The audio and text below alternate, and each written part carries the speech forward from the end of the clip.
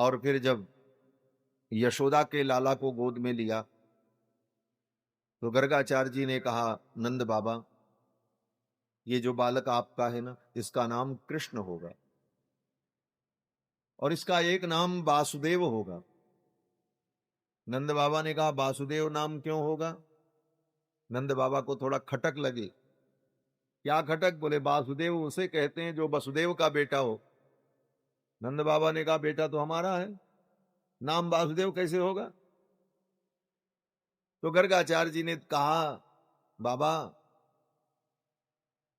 ये आपका जो बालक है, प्रागयम वसुदेवस्य क्वचित क्वचित जातस्तवात्मजः, ये तुम्हारा बालक पहले कभी वसुदेव जी का बेटा बना था। इस रहस्य को जानने वाले लोग इसको वासुदेव कहेंगे। अब पहले क्या, अभी वसुदेव जी का ही बेटा है, लेकिन अब गर्ग जी महाराज ये बात कहते हैं तो पोल पट्टी खुल जाएगी।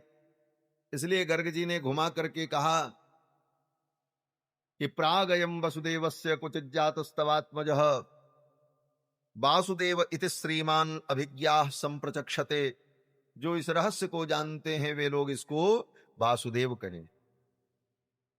अब देखो यहां एक बात है, वसुदेव का जो पुत्र हो उसको वासुदेव कहते हैं, ये भी अर्थ है, लेकिन वासुदेव का विशेष अर्थ ये है कि जो कण कण में वास करता है उसको कहते हैं वासुदेव। ये प्रधान अर्थ है और ये अर्थ अनादिकाल से सतयुग में स्वयंभू मनु और शतरूपा ने नैमिषारण्य में जाकर के जब 23,000 वर्षों तक द्वादशाक्षर मंत्र का जप किया, ओम नमो भगवते वासुदेवाय, द्वादश अक्षर मंत्र पुनि जपहि सहित अनुराग, वासुदेव पद पंकरुह दंपति मन अति लाज। सतयुग में भगवान वासुदेव के नाम का जप किया स्वयंभू मनु और शतरूपा ने। तब तो भगवान वसुदेव के पुत्र नहीं थे। तो जब भगवान प्रकट हुए तो गोस्वामी जी ने व्याख्या की। क्या व्याख्या की? कि भगत बछल प्रभु कृपा निधाना और विश्ववास प्रगटे भगवाना। जो विश्व में वास करते हैं, कण कण में वास करते हैं, वो कौन है? बोले वो वासुदेव हैं, वो प्रगटे। तो भगत बछल प्रभु कृपा निधाना विश्ववास प्रगटे भगवान। यही व्याख्या वेदव्यास जी महाभारत में करते हैं कि वासनाद वासुदेवस्य वासितम भुवनत्रयम सर्वभूत निवासोसी वासुदेव नमोस्तुते। जो समस्त भूतों में वास करते हैं उनका नाम वासुदेव है। फिर गर्गाचार्य जी ने कहा, ये आपका जो छोरा है ना, इसके बहुत नाम हैं। कितने नाम हैं? बोले बहूनि संति नामानि रूपाणि च सुतस्यते। आपके पुत्र के बहुत नाम हैं और बहुत रूप हैं। बहुत का मतलब अनंत, इसके अनंत नाम हैं और अनंत रूप हैं। नामान्यनंतानि हरेः गुण योग वराणि। भगवान के अनंत नाम और अनंत रूप हैं। जितने शब्द हैं वो सब शब्द पर्यवसान वृत्ति से भगवान के ही वाचक। ये सिद्धांत, जितने शब्द हैं सब भगवान के नाम हैं। यावंति शब्द जालानी त्रैलोक के सचराचरे नामानि रामचंद्रस्य सत्यम सत्यम बदाम्य। त्रिलोकी में जितने शब्द हैं वो सब भगवान के ही नाम हैं। इसीलिए हमारे यहां कहा गया शब्द ब्रह्म, शब्द ही ब्रह्म है। शब्द ब्रह्म क्यों कहा? इसीलिए कहा कि जितने शब्द हैं वो सब भगवान के ही नाम हैं। जिस नाम से पुकारो भगवान उसी नाम से सुन लेते हैं। हाँ, कितने नाम है भगवान के? बोले अनंत। आज आप कोई नया नाम रख दो तो भी भगवान का नाम हो जाएगा। हाँ। एक भक्ता थी, गुरुजी से कहा कि हम भगवान की सेवा करेंगे। गुरुजी ने एक पत्थर का टुकड़ा दे दिया, कहा लो यही तुम्हारे भगवान है। उस भक्ता ने पूछा, ये कौन से भगवान हैं? गुरुजी ने कहा, ये सिलपिल्ले भगवान हैं। नाम रख दिया सिलपिल्ले। हाँ, भक्तमाल में कथा है सिलपिल्ले भगवान की, नाम रख दिया सिलपिल्ले। वो बड़ी प्रसन्न हुई और अपने भगवान को लेकर के, मेरे सिलपिल्ले भगवान, खूब नहलाती धुलाती, सेवा करती, भोग लगाती। बड़ी लंबी कथा है। 2 बहनें थीं, वो दोनों को दिया ठाकुर जी, और दोनों की वो दोनों बहनें सेवा करती। ब्याह में जब वो अपने ससुराल जाने लगी तो अपने भगवान को ले जा रही थी, तब तक उसके पति को लगा कि ये दिन भर भगवान की पूजा करेगी तो हमसे प्रेम कब करेगी। संसार के लोग तो अपने स्वार्थ में होते हैं। बस उसने क्या किया, उसके पति ने उसके भगवान को उठाया, रास्ते में एक नदी पड़ी, उसी नदी में फेंक दिया। वो रोने लगी, मेरे भगवान को फेंक दिया, डांट दिया। बोले चुप हो जाओ, बड़ी भक्ता बनी हो। बड़ी दुखी हुई बेचारी, घर आई, अन्न जल छोड़ दिया। क्यों? बोले भगवान को बिना भोग लगाए प्रसाद पाती नहीं थी। भक्त वही जो भगवान को भोग लगा करके प्रसाद पाए। सुंदर वस्तु खाने के लिए आपके सम्मुख आए तो सुंदर स्वादिष्ट वस्तु को देखकर भगवान की याद आ जाए कि मैं अपने भगवान को भोग लगाऊं, तो समझ लेना तुम्हारी वैष्णवता पक्की हो गई। और सामने मालपुआ रसगुल्ला आया, भगवान की याद नहीं आई और झटाझट खाने लगे, इसका मतलब अभी तुम वैष्णव नहीं हुए पूरे पक्के। खाने की सुंदर वस्तु आ जाए तो पहले भगवान की याद आए। जैसे माँ को कोई वस्तु खाने को मिलती है तो माँ सोचती है पहले मैं अपने छोरे को खिला, अपने बेटे की याद आती। उसी तरह भक्त को अपने भगवान की याद आ जाए और भगवान को भोग लगा करके पाए, यही वैष्णवता है। तुम्हें निवेदित भोजन करही प्रभु प्रसाद पटभूषण धरे। भगवान को भोग लगाए बिना कभी प्रसाद न ग्रहण करे, ये वैष्णव का नियम होता है। कभी कभी तो वैष्णव सोचते हैं भगवान को हम क्या सुंदर सुंदर भोग लगावें। एक कोई महात्मा थे, भगवान को रूखी सूखी रोटी भोग लगा लेते थे, कुछ था नहीं उनके पास। सोचते थे अच्छी अच्छी वस्तु मिलती तो हम भगवान को भोग लगाते। एक दिन बाजार में जा रहे थे, मिठाई की दुकान पर खूब गरम गरम जलेबी छन रही थी और परात में रखी हुई थी गुलाबी रंग की जलेबी। देख करके मन में भाव आया हम अपने भगवान को जलेबी भोग लगाते, लेकिन पैसा नहीं है, जलेबी कैसे भोग लगाओ। महात्मा ने सोचा इसमें पैसे की तो कोई जरूरत है नहीं, तुलसी डाल दें भोग लग जाएगा। दुकान के सन्निकट गए और इधर उधर देख करके आंख बचा करके अपने पॉकेट से तुलसी दल निकाला और धीरे से उस जलेबी के परात में तुलसी डाल दी और मन में भावना की त्वदीयम वस्तु गोविंद तुभ्यमेव समर्पय, भोग लगा दिया। बड़े प्रसन्न हुए, आज तो ठाकुर जी को जलेबी भोग लगाया। आए रात में और जब विश्राम किया तो सपने में ठाकुर जी प्रकट हुए और ठाकुर जी ने कहा बाबा, एक परात जलेबी तो तूने भोग लगा दी और एक गिलास पानी तक नहीं पिलाया तू। इतनी जोर की प्यास लगी है, जल्दी पानी पिलाओ। ये भाव है। भाव में भोग लगाया, भगवान ने स्वीकार कर लिया। बोले इतनी जलेबी खाने के बाद, मीठा खाने के बाद पानी पीने की इच्छा होती, पानी तो भोग लगा देते। रात में उठ करके अपने ठाकुर जी को जल समर्पण किया। हमारा तुम्हें निवेदित भोजन करही प्रभु प्रसाद पटभूषण धरे। तार्किक व्यक्ति के लिए ये सब बातें काल्पनिक हो सकती हैं, लेकिन जो भाव प्रधान हैं, जो भक्त हैं, उनके लिए इन बातों का बहुत बड़ा महत्व होता है और इसके महत्व को समझते हैं, इसीलिए भगवत तत्व का अनुभव कर पाते हैं। तर्क की बुद्धि से भगवान को नहीं जाना जा सकता।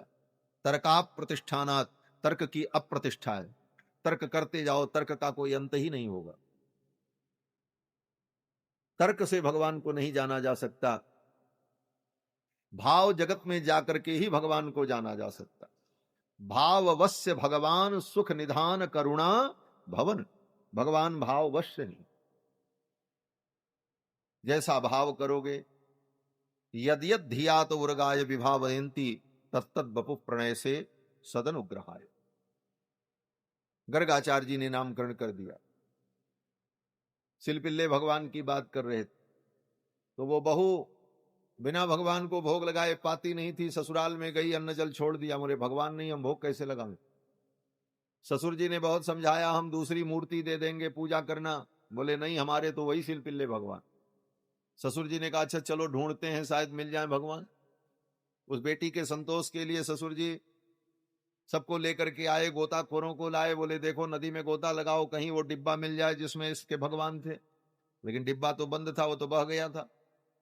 बहुत खोजने पर भी वो भगवान का डिब्बा नहीं मिला। तो उसका पति जो था उसको देख करके ये सब गुस्सा लग रहा था। उसके पति ने झल्ला करके कहा इतना ही भक्ति है भगवान के चरणों में तो बुला ले अपने भगवान को और तेरे भगवान चल करके चले आवे। एक भक्त को इतना बड़ा चैलेंज, चुनौती, उसकी भक्ति को चुनौती। वो बेचारी रो पड़ी और रो करके उसने पुकारा, हे मेरे सिलपिल्ले भगवान, आप कहां हो, आप आ जाओ। और जब उसने पुकारा तो लोगों ने देखा महाराज थोड़ी देर के लिए नदी का जल उल्टा बहने लगा। और जब जल उल्टा बहने लगा थोड़ी देर में लोगों ने देखा कि पानी में तैरता हुआ वो डिब्बा दिखाई पड़ा। उस भक्ता ने कहा, यही है मेरे भगवान। दौड़ करके गोताखोरों ने निकाला और ला करके उस बाई को दे दिया, हृदय से लगा दिया। नाभादास जी महाराज भक्तमाल में इस चरित्र का वर्णन करते हैं तो कहते हैं, सिलपिल्ले के कहत कुंवर पे हरि चल आए, सिलपिल्ले के कहत कुंवर पे हरि चल आए। भक्तल हित सुख विषय दियो, भूप नार प्रभु राजपति। भक्तल हित सुख विषय दियो, भूप नार प्रभु राजपति। सिलपिल्ले के कहत कुंवर पे हरि चल आए, सिलपिल्ले के कहत कुंवर पे हरि चलिया। तो भगवान का नाम, जिस नाम से आप पुकारो भगवान उसी नाम को सुन लेते। अभी एक बड़े प्रसिद्ध व्यक्ति हैं, बच्चों को पढ़ाते हैं, लेकिन थोड़ा नास्तिक बुद्धि भी है। तो मैं उनका देख रहा था वीडियो, पढ़ा रहे थे, कह रहे थे कि संसार का सामान्य आदमी कई भाषाओं को सीख लेता है, 2 भाषा, 3 भाषा, 4 भाषा, और भगवान बोले भगवान को केवल एक ही भाषा समझ में आती है, संस्कृत भाषा। केवल संस्कृत में ही मंत्र क्यों होता है, संस्कृत में ही सारी पूजा क्यों होती है, भगवान को दूसरी भाषा नहीं समझ में आती। लेकिन उन महाशय से कौन पूछे, भगवान को तो सबकी भाषा समझ में आती, पशु पक्षियों की भी भाषा भगवान को समझ में आती। और किसी भी भाषा में कोई भगवान को पुकारे, भगवान को सब भाषाएं समझ में आती है। लेकिन उस भाषा में भी एक विशेषता होनी चाहिए कि वो प्रेम की भाषा हो और प्रेम से भगवान को पुकारा गया। नहीं तो संस्कृत में भी तुम पुकारो और प्रेम नहीं है तो भगवान वो भी नहीं सुनते। ब्रज के भक्त कहते हैं कि गाय हुंकार करती है तो कन्हैया कहते हैं, अच्छा मैं आ रहा हूं। गाय की हुंकार को सुन करके, उसकी पुकार मान करके उसके पास चले जाते। और बड़े बड़े विद्वान मंत्र पढ़ कर करके भगवान को पुकारते हैं, भगवान दर्शनों देने नहीं आते। क्यों? क्यों? बोले प्रेम नहीं। तो भगवान तो प्रेम की भाषा समझते हैं। और रही बात संस्कृत में मंत्र क्यों है, ले मंत्र और विधि ये कर्मकांड है, और मंत्र देव भाषा संस्कृत में ही अनादिकाल से है। इसलिए मंत्रों के द्वारा जब पूजा होती है तो संस्कृत में ही उन मंत्रों का उच्चारण होता है, ये विधि है। बाकी भगवान तो सब भाषा समझते हैं। सिलपिल्ले कहा करके पुकारा, भगवान आ गए। तो भगवान के अनंत नाम गर्गाचार्य जी ने नामकरण किया, और नामकरण करते हुए गर्गाचार्य जी ने संकेत किया, नंद बाबा ये आपका बालक बड़ा विलक्षण है। क्या इसकी विलक्षणता है? गर्गाचार्य जी ने कहा, तस्मान नंदात्मजोयम ते नारायण समो गुणैहि। ये आपका बालक नारायण के समान है, इसलिए इसके चरित्र को देखकर आप आश्चर्य मत करना, इसके द्वारा बड़े अद्भुत अद्भुत कार्य होंगे। ये आपका बालक नारायण के समान है। नारायण के समान इसका मतलब, बोले नारायण के समान तो नारायण ही होते हैं, दूसरा तो कोई होता नहीं। अर्थात ये साक्षात नारायण है। ये गर्गाचार्य जी ने नंद बाबा को बताया। आगे कथा आती है कि भगवान धीरे धीरे बड़े होने लगे, और बड़े चंचल चपल, इतनी चंचलता भगवान में कि द्वार पर जाएं और देखें बछड़े बंधे हैं तो बछड़ों को खोल देते और सब बछड़े जाकर के दूध पी लें। अब घर वाले जब दूध दोहने जाएं तो दूध मिले ही नहीं, क्यों? बोले बछड़े पी गए। बत्सान मुंचन क्वचित समये क्रोश संजात हास, बछड़ों को छोड़ करके दूध पिला देते, बछड़ों के साथ खेलते। कभी कभी तो ऐसी लीला करते महाराज, कृष्ण बलराम दोनों भाइयों ने बछड़े की पूंछ को पकड़ लिया। जब पूंछ को पकड़ा तो बछड़े तो चंचल होते हैं, अब वो दोनों बछड़े भागने लगे। जब भागने लगे तो उनकी पूंछ को भगवान कृष्ण बलराम इतनी जोर से पकड़े हुए हैं, छोड़ते ही नहीं। अब आप सोचो, बछड़ा जोर से भागे और उसकी पूंछ को कोई बच्चा पकड़े रहे और छोड़े ना, तो क्या होगा? बोले जहां जहां बछड़ा जाएगा वहां वहां वो बच्चा घिसटता हुआ जाए। सुखदेव जी कहते हैं, वंतर व्रजे तदबला प्रगृहीत पुच्छई, बछड़ों की पूंछ को पकड़ लेते और बछड़े जब भागते तो भगवान उसी के साथ साथ भगवान भी घिसटते रहते ब्रजमंडल में, और खूब मजा आता भगवान को भी उसी धूल में रगड़ खाने में। हाँ, ब्रज की धूल, ब्रज की रज भगवान को कितनी प्रिय है, ये तो ब्रजवासियों से पूछो महाराज। उस ब्रज की रज से इतना प्रेम है कि भगवान उसको अपने मुख में रख करके खा भी लेते हैं। हाँ, मिट्टी खाई भगवान ने, क्यों खाई? बोले इसीलिए मिट्टी खाई भगवान ने। भगवान ने सोचा इस रज में बड़ा रस है, इस ब्रज में इतना रस है, इन ब्रज की वनस्पतियों में इतना रस है, यहां रहने वाले लोग इतने सरस हैं, इतने रसिक हैं, तो निश्चित रूप से इस मिट्टी का प्रभाव है कि यहां रहने वाले लोग सब सरस हैं। तो लाओ आज इस मिट्टी को हम खा लेते हैं। भगवान ने मिट्टी का एक ढेला उठाया और मुख में रखा, मिट्टी खाने लगे। सखाओं ने देखा, सखाओं ने जाकर के मैया से कहा, मैया तेरे लाला ने माटी खाई।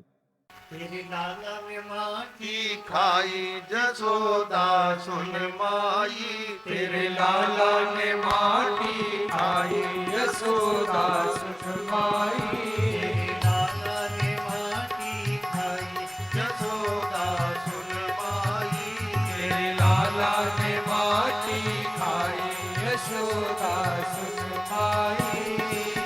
अद्भुत खेल सखन संग खेलो, अद्भुत खेल सखन संग खेलो, छोटो सो माटी को ढेलो, छोटो सो माटी को ढेलो, तुरत श्याम ने मुख में मेलो, तुरंत श्याम में मुख में मेलो, गटक गटक गटकाई जसोदा सुन माई, गटक गटक गटकाई यशोदा सुन माई, लाला ने माटी खाई जसोदा सुन माई, तेरे लाला ने माटी खाई यशोदा सुन माई।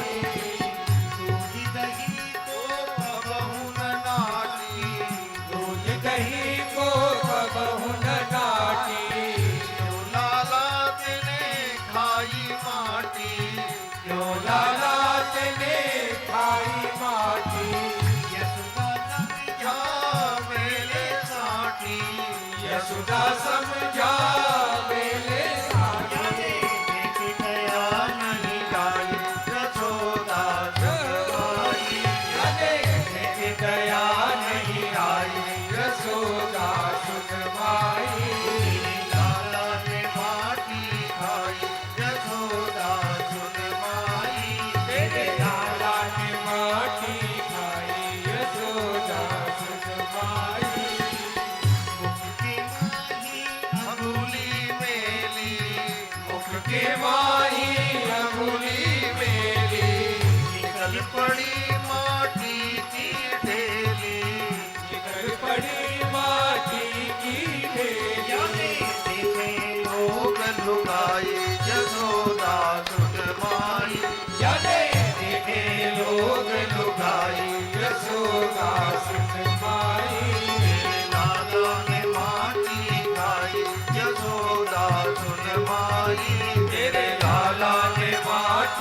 खाई यशोदा सुत माई मोहन को मुखड़ो खुलवायो मोहन को मुखड़ो खुलवायो तीन लोकवा में दर्शायो तीन लोकवा में दर्शायो तब विश्वास यशोदहि आयो तब विश्वास यशोदहि आयो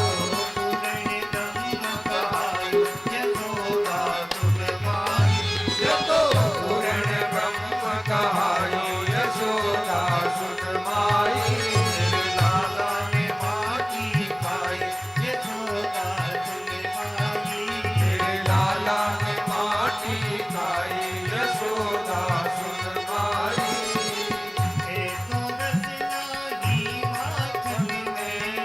ऐसो रस नाही माखन में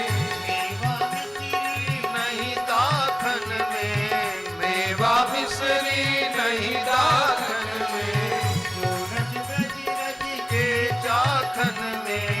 जो रस ब्रज रज के चाखन में मुक्ति कराई यशोदा सुन माई मुक्ति की मोक्ति कराई यशोदा सुत माई तेरे लाला ने माटी खाई यशोदा सुन माई तेरे लाला ने माटी खाई यशोदा सुत माई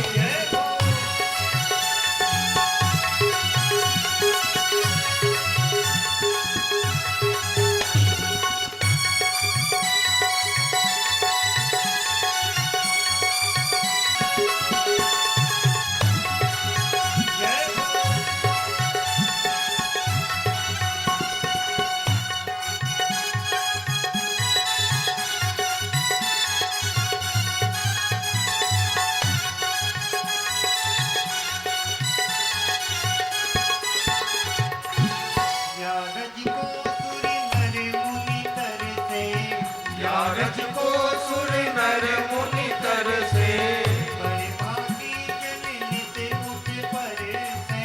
बड़ भागी जन हित मुख पर से जाकी लगन लगी रहे हरि से भाई यशोदा सुन माई या तो हरि राम कथ गाई यशोदा सुन माई तेरे लाला ने माटी खाई यशोदा सुन माई तेरे लाला ने माटी खाई यशोदा सुत माई तेरे लाला ने माटी खाई यशोदा सुत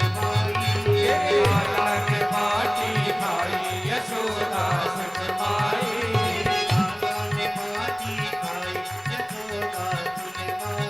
तेरे लाला ने माटी खाई यशोदा सुत माई यशोदा सुत माई यशोदा सुत माई बोलो श्री बालकृष्ण लाल की जय जय जय सीताराम जय जय श्री राधे श्याम। भगवान ने मिट्टी खाई, मैया ने कहा मुख दिखाओ। भगवान ने कहा हमने मिट्टी नहीं खाई। मैया ने कहा बदंती तावका हेते, ये तुम्हारे सखा कह रहे हैं तुमने मिट्टी खाई। तुम्हारे अग्रज, तुम्हारे बड़े भैया बलदाऊ भी कह रहे हैं कि तुमने मिट्टी खाई। बलदाऊ जी भी कह रहे थे कुमारास्ते ग्रजोप्ययम, तुम्हारे अग्रज कह रहे हैं, तुम्हारे ये सखा कह रहे हैं तुमने मिट्टी खाई। ठाकुर जी ने कहा ये सब झूठ बोल रहे हैं, ये सब झूठे हैं। सबको झूठा बना दिया भगवान ने, बोले सब झूठे। सर्वे मिथ्याभिशंसिनः, ये सब मिथ्या बोल रहे हैं, मिथ्या भाषण कर रहे हैं। मैया को अच्छा नहीं लगा। क्यों? बोले मुख में मिट्टी है, गाल फूला हुआ एक तरफ, और सखा कह रहे हैं। इसके बाद भी भगवान स्वीकार करने को तैयार नहीं। भगवान कहते हैं सब झूठ बोल रहे हैं। मैया को थोड़ा रोष आया। मैया ने कहा ये सब झूठ बोल रहे हैं और तू बड़ा सत्यनारायण है, भगवान ने सिर हिला करके कहा, हाँ मैया मैं ही सत्यनारायण हूं। भगवान ही तो सत्यनारायण है, दूसरा कौन सत्यनारायण हो सकता? सत्यनारायण का मतलब है जो बोले वही सत्य, और सही बात है, भगवान जो कहते हैं वही सत्य है। भगवान ने कहा मैंने मिट्टी नहीं खाई, मैया ने कहा ये सब कह रहे हैं। भगवान ने कहा मैया तू समझ नहीं पा रही है। मैया ने कहा कौन तू वेद वेदांत बोल रहा है कि मैं नहीं समझ पा रही हूं? इसमें कौन पंडिताई है? इसमें कोई पढ़ने की बात है? कोई पंडिताई है? भगवान ने कहा देख मैया तू बड़ी भोली है, खाना किसे कहते हैं? मैया ने कहा कोई वस्तु ऐसे उठा करके मुख में रख ली जाए तो खाना कहते हैं। भगवान ने कहा मैया कोई बाहर की वस्तु उठा करके मुख में रख ले तो उसे खाना कहते हैं? मैया ने कहा हाँ। तो भगवान ने कहा यही तो मैं कह रहा हूं, मैंने बाहर से कोई वस्तु उठा के मुख में रखी ही नहीं। रही बात मिट्टी खाने की तो ले मेरा मुख देख ले, सारी मिट्टी पहले से ही मेरे मुंह के अंदर है। ऐसा कह करके भगवान ने जब मुख खोला तो संपूर्ण धरती भगवान के मुख में दिखाई। भगवान ने कहा खाने की जरूरत उसको पड़ती है जो बाहर से लेकर के खाए, ये सब पहले ही से हमारे अंदर विद्यमान है।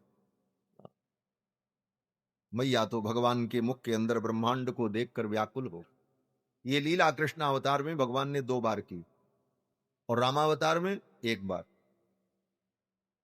अपनी मैया को अपने मुख के अंदर अपने विराट का दर्शन, विराट रूप का दर्शन भगवान कृष्ण ने 2 बार कराया, और भगवान श्री राम ने बोले अपनी मैया को 1 बार अपने इस विराट रूप का दर्शन कराया। कब?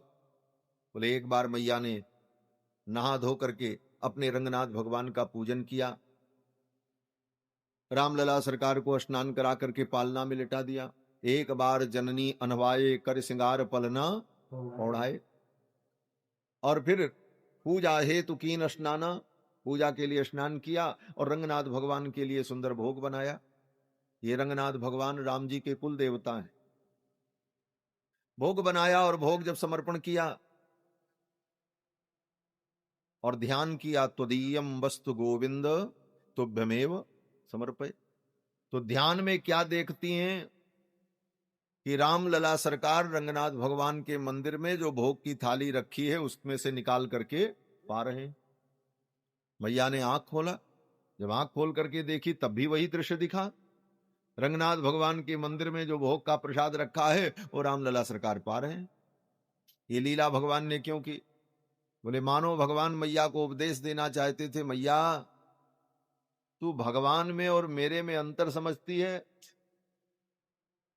तुम्हारे जो रंगनाथ भगवान हैं वही मैं हूं, मेरे में और रंगनाथ में कोई अंतर नहीं है, रंग ही राम है।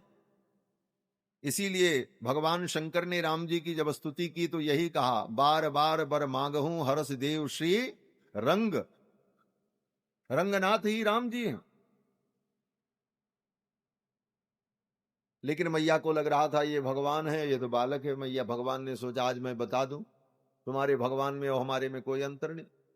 मैया बड़ी व्याकुल हुई, बोले मेरा छोरा यहां कहां से आ गया, चलूं देखूं। जाकर के देखा तो पालना में भी भगवान लेटे थे। मैया ने सोचा जब पालना में भी है रामलला तो ये मंदिर में जो बालक आ गया कहां से है। फिर दौड़ करके मंदिर में आई और देखा तो वहां भी रामलला सरकार। तू बालक देखा, यहाँ हुआ तू बालक देखा, मति भ्रम मोर की आन बिसेखा, मति भ्रम मोर की आन बिसेखा। देखी राम जननी अकुलानी, देखी राम जननी अकुलानी, प्रभु हंस दीन मधुर मुस्कानी, प्रभु हंस दीन मधुर मुस्कानी, मधुर मुस्कानी, मधुर मुस्कानी। मैया ने देखा यहां भी वहां भी भगवान मुस्कुराने लगे, और भगवान जब मुस्कुराए तो भगवान की माया ने अपना चमत्कार दिखाया। भगवान जब मुस्कुराते हैं तो भगवान की माया अपना काम शुरू कर देती है। हासो जनोन्माद करी च माया। वेद व्यास जी कहते हैं भगवान की जो हंसी है वही माया है। माया हास बाहु दिगपाला, भगवान की जो हंसी है वही माया है। भगवान मुस्कुराए, भगवान की माया ने चमत्कार किया, और मैया ने क्या देखा? बोले मैया ने देखा राम जी के रोम रोम में अनंत अनंत ब्रह्मांड दिखाई पड़ने लगा।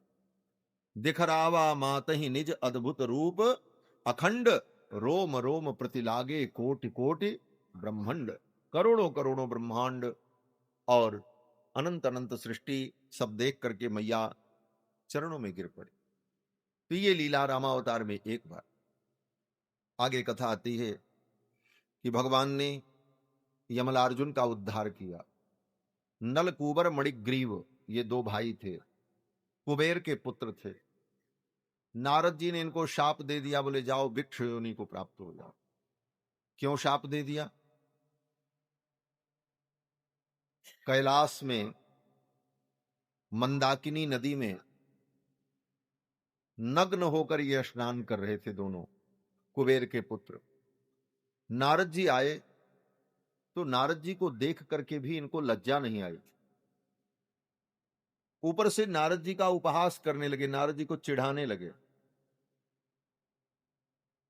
जैसे नई उम्र के बच्चे जोश में किसी साधु संत का उपहास करते हैं, उनकी खिल्ली उड़ाते हैं, उसी प्रकार नलकूबर मणिग्रीव नारद जी को देखकर हंसने लगे। और पिए हुए भी थे महाराज। बारुणीम मदिराम पीत्वा मदा घूर्णित लोचन।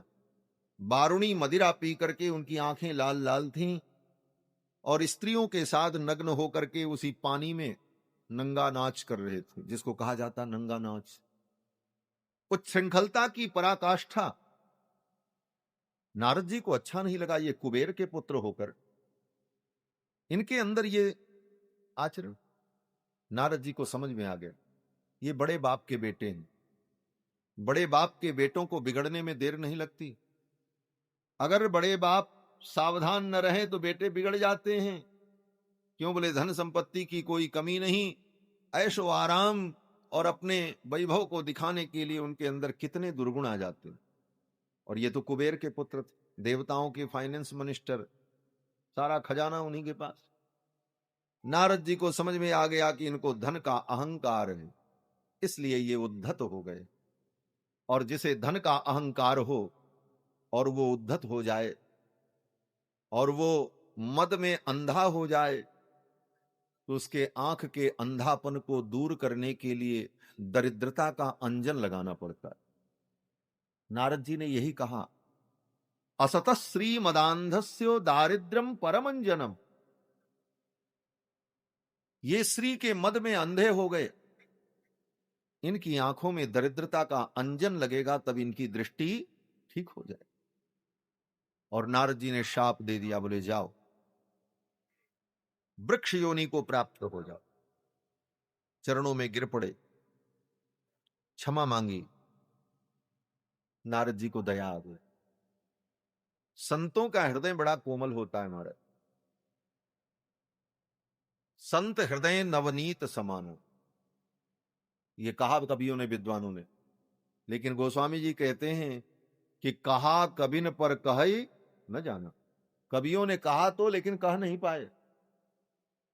मक्खन जैसा कोमल कहा तो, कि संतों का हृदय मक्खन जैसा कोमल होता है, लेकिन कह नहीं पाए। तो क्या कहना चाहिए था? तो गोस्वामी जी कहते हैं कि निज परिताप द्रवहि नवनीता। मक्खन तो तब पिघलता है जब मक्खन को आंच मिलती है। जब मक्खन अग्नि पर चढ़ता है तो अपने ताप से वो पिघल जाता है।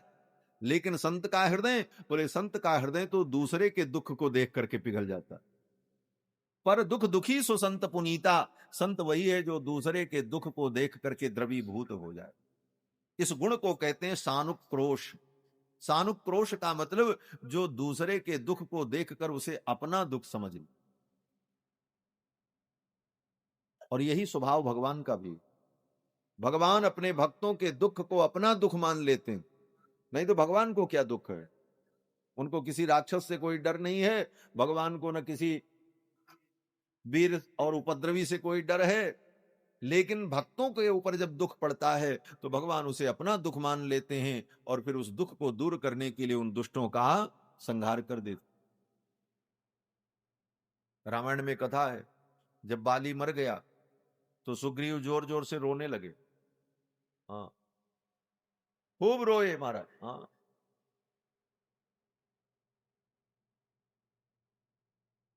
और जब रोने लगे, क्योंकि भाई था, खून का संबंध था, रक्त का संबंध तो होता ही। सुग्रीव जब रोने लगे तो थोड़ी देर तक तो राम जी देखते रहे, फिर राम जी भी रोने लगे। जब राम जी रोने लगे तो लक्ष्मण जी को अच्छा नहीं लगा। लक्ष्मण जी ने भगवान से कहा, प्रभु आप क्यों रो रहे हो? अरे उसका भाई था, मर गया, वो रो रहा है, हमारी कौन रिश्तेदारी है इससे? तो राम जी ने कहा, लक्ष्मण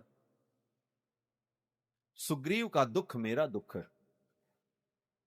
ये भगवान की भक्त वत्सलता, भगवान अपने भक्तों के दुख को अपना दुख मान ले। अभी तक सुग्रीव को लग रहा था बाली मेरा शत्रु है, तो राम जी को भी लग रहा था बाली को मारना है। और बाली के मरने के बाद जब सुग्रीव को लगने लगा कि ये मेरा भाई है, मर गया, सुग्रीव रोने लगे, तो फिर भगवानों रोने लगे। भगवान का न अपना कोई दुख होता है, न भगवान का अपना कोई सुख है। भक्तों का ही सुख भगवान का सुख है, भक्तों का दुख ही भगवान का दुख। इसको कहते हैं सानुक्रोश।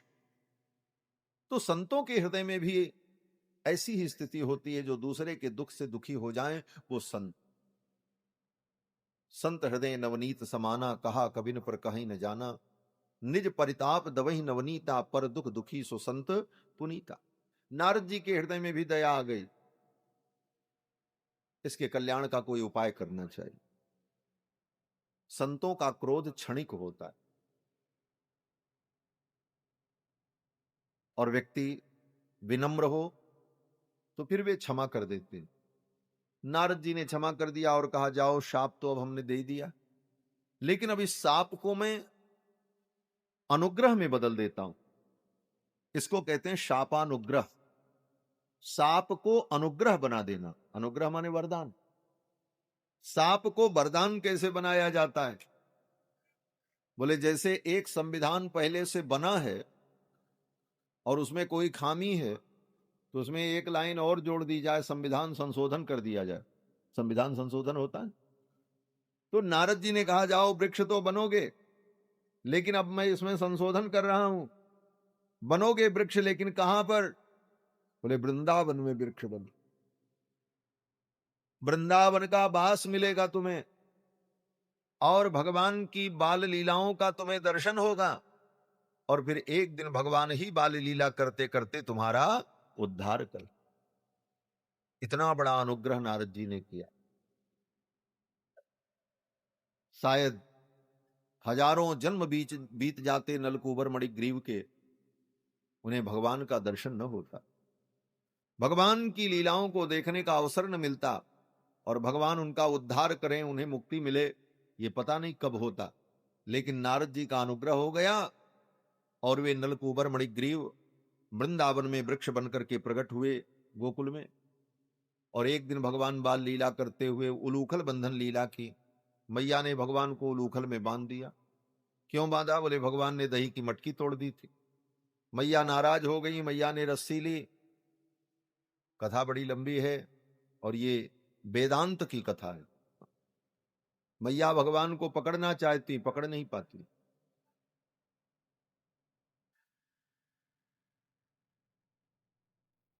मैया पीछे पीछे दौड़ती हैं भगवान के, भगवान भाग रहे हैं, नहीं पकड़ पाती। कौशल्या जब बोलन जाई, ठुमुक ठुमुक प्रभु चलहि पराई। वही दृश्य है।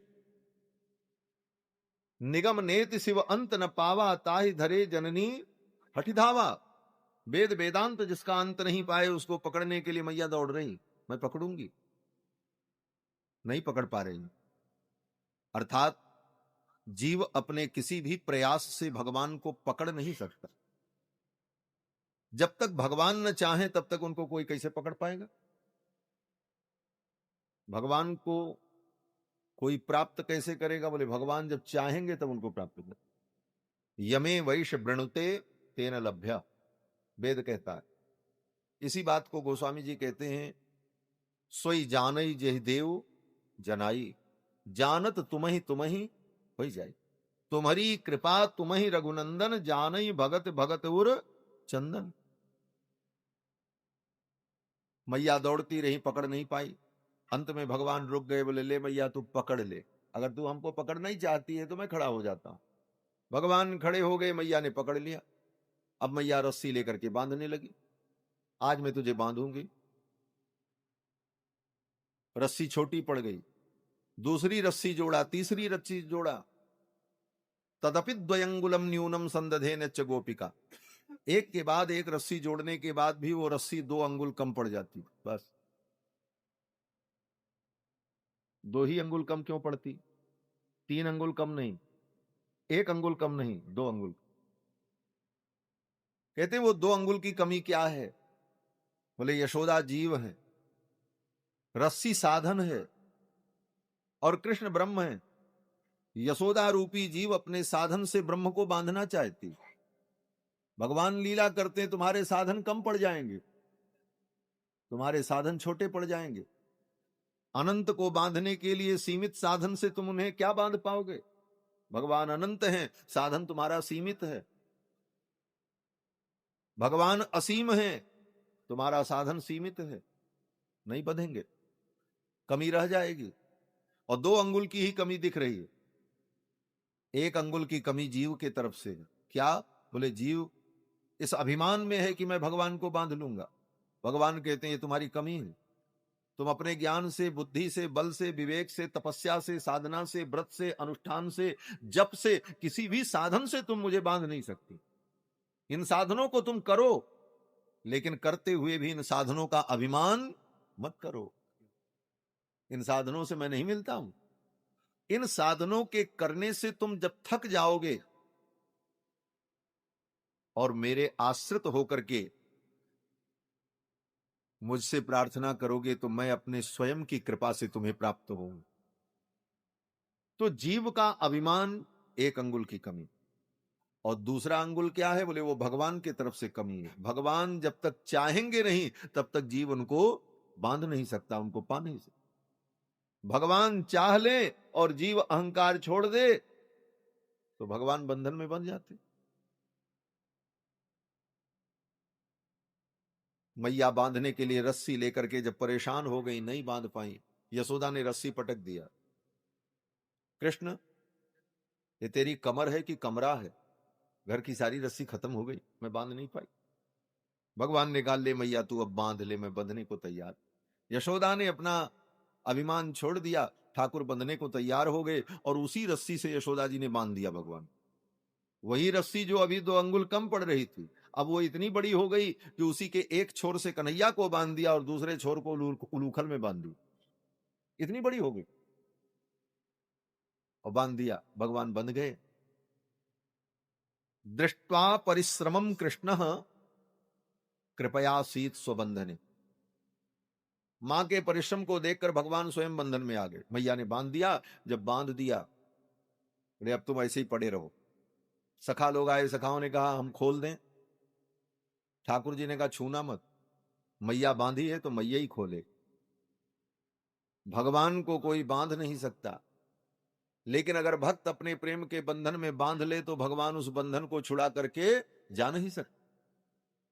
बंधन प्रेम को सबते न्यारो, यामे परमेश्वर बंध जाए। अहो चित्रम बंदे तत्प्रेम बंधनम। ये प्रेम बंधन कितना विचित्र बंधन है कि यद बद्धम मुक्तिदम मुक्तम। सारी दुनिया को मुक्त करने वाला मुक्ति नारायण ही जिसमें बंध जाता है,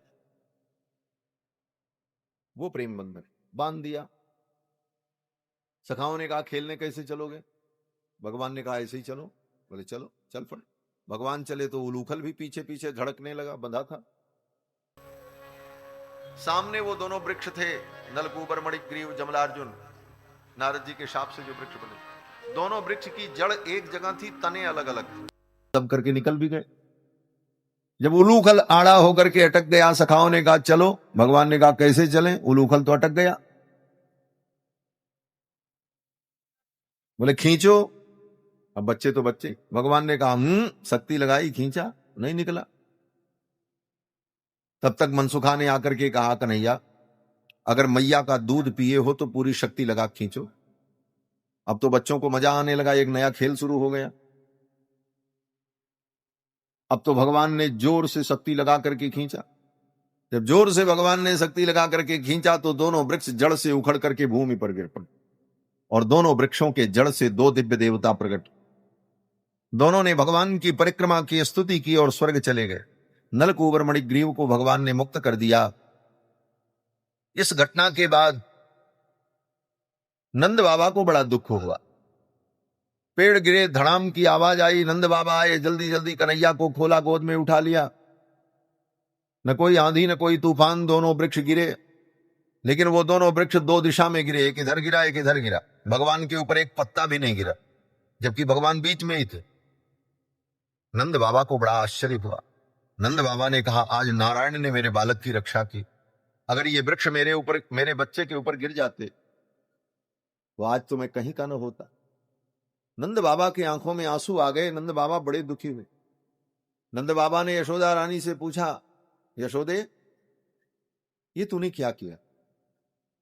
किस कारण से मेरे लाला को तूने बांधा? अब यशोदा जी क्या बोले, गलती तो हो चुकी थी। यशोदा जी को भी बड़ा पश्चाताप हो रहा था, मैंने बांध दिया कन्हैया को।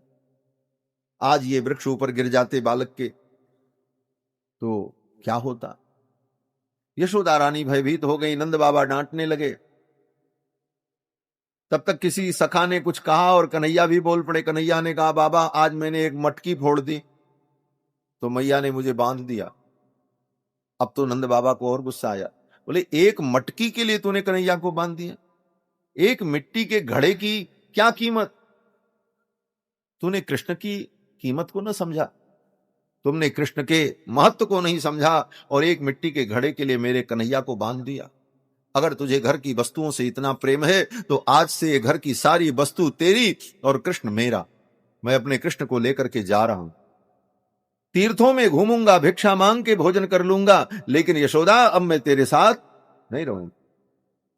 नंद बाबा भगवान को गोद में लेकर चल पड़े। तीर्थ यात्रा करेंगे, कहीं भी रह लेंगे, अपने कन्हैया को हम पाल लेंगे, लेकिन अब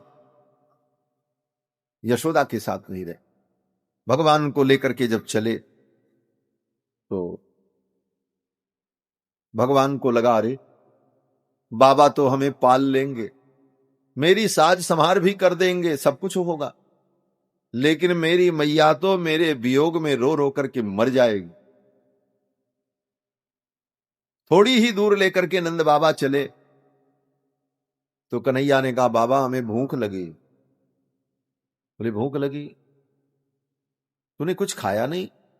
ठाकुर जी ने कहा, सवेरे से तो मैया ने बांध रखा था, दूध भी पीने को नहीं दिया। अब तो नंद बाबा को और गुस्सा है, छोरे को खाने को भी नहीं दिया। नंद बाबा ने एक सखा से कहा, जल्दी दूध ले आओ। श्यामा गऊ का दूध, केसर डालकर, मिश्री डालकर वो बालक लेकर के आया। नंद बाबा ने दूध का गिलास लिया और पात्र लिया और कन्हैया के मुख में लगाया, ले कन्हैया पी ले। ठाकुर जी ने ऐसे मुंह झटक दिया, दूध का गिलास उधर जाकर के गिरा, दूध बिखर गया। कन्हैया ने कहा, ये दूध हम नहीं पीते, हम तो अपनी मैया का दूध पीते। अब तो नंद बाबा ने कहा, रे कन्हैया मैं तुझे लेकर के कहीं जाऊं भी तो मैया का दूध कहां ला। और ये कह करके भगवान नंद बाबा की गोद से कूद पड़े और दौड़ करके जाकर के मैया की गोद में लिपट गए। पिट पिटाए के श्याम गोद वाही की जावे। मैया पीट दे, डांट दे, लेकिन फिर भी कहां जाते? बोले, फिर मैया के पास चल। आपने देखा होगा, बच्चा रोए, मैया मार दे, फिर भी वो बच्चा डरता नहीं और रोता है। अंत में मैया उसको उठा जब लेती है तब उसको संतोष होता है। भगवान आकर के मैया की गोद में लिपट गए। जो बच्चा मां के दूध पर आश्रित हो वो मां को छोड़ करके कहां जाएगा? श्री यामुनाचार्य स्वामी जी महाराज कहते हैं, रुषा निरस्तोपि शिशुस्तनंधयो न जातु मातुश्चरणौ जिहासु। जो मां के स्तन पर निर्भर है वह बालक मां के रुष्ट होने पर भी मां को छोड़ के जाएगा कहां? भगवान फिर आ गए, मैया ने हृदय से लगा लिया। इसके बाद नंद बाबा ने विचार किया अब गोकुल में रहना ठीक नहीं, यहां रोज उत्पात हो रहा है। पूतना आई, शकटासुर आया, तृणावर्त आया, आज बिना आंधी बवंडर के दोनों पेड़ गिर पड़े, यहां रोज उपद्रव हो रहा है, अब यहां रहना ठीक नहीं। सभी गोप ग्वाल वालों ने मिलकर के विचार किया और निर्णय किया चलो अब वृंदावन में रहेंगे। गोकुल छोड़कर वृंदावन आ गए। वनम वृंदावनम नामोपसभ्यम नवकाननम गोप गोपी गवाम सेव्यम पुण्याद्र तृणबीरुधम। सुंदर गिर गोवर्धन के सन्निकट वृंदावन में आकर के सभी गोप ग्वाल बाल बस गए। अर्धचंद्राकार गांव बसाया, ऐसे घर बनाए एक तरफ से किनारे किनारे जैसे आधा चंद्रमा हो।